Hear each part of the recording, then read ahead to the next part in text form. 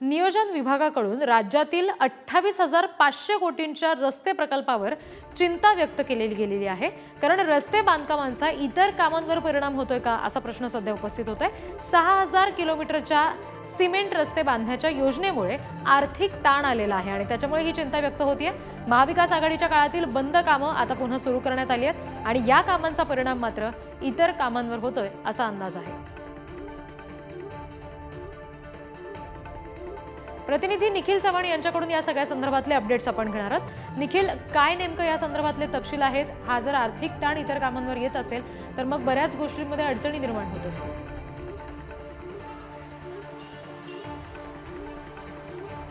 नक्कीच रिद्धी, पाहायचं झालं तर या ठिकाणी महाराष्ट्रात राज्यभरामध्ये आहे ते 6,000 किलोमीटरच्या रस्त्यांचं काम आहे ते काढण्यात आलेलं आहे आणि या सगळ्याच रस्त्यांच्या कामाचं जे संपूर्णपणे काम आहे ते 28,500 कोटी रुपये इतकं आहे।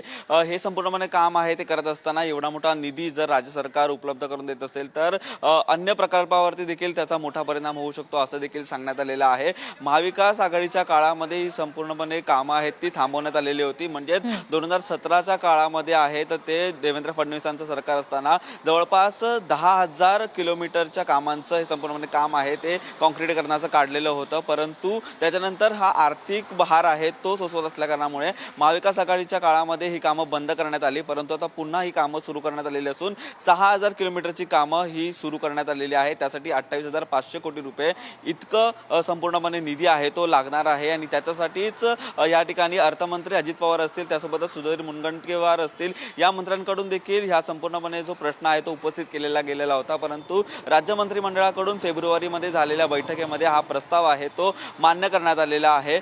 ह्या मान्य केलेल्या प्रस्तावावरती आता एवढा मोठा निधी जर ह्या कामांना देत असेल तर इतर सर्व कामं जी महाराष्ट्रभरात सुरू आहे त्याच्यावरती कुठेतरी ताण निर्माण होईल असं देखील चित्र या ठिकाणी निर्माण होते। त्यामुळे HAM कडून जे संपूर्णपणे सुधारित त्रुटी आहेत त्या दूर करून ही कामं आता पुढे नेण्यात येत आहेत। पाहायचं झालं तर इतर प्रकल्पांवरती देखील याचा मोठा परिणाम होताना आपल्याला पाहायला मिळेल। परंतु ही कामं देखील होणं तेवढंच गरजेचं असताना हा संपूर्णपणे जो आता रेशो आहे तो 30 आणि 70चा रेशो ठरवण्यात आलेला आहे। रिद्धी, निश्चित निखिल, धन्यवाद दिलेल्या तपशिलांसाठी।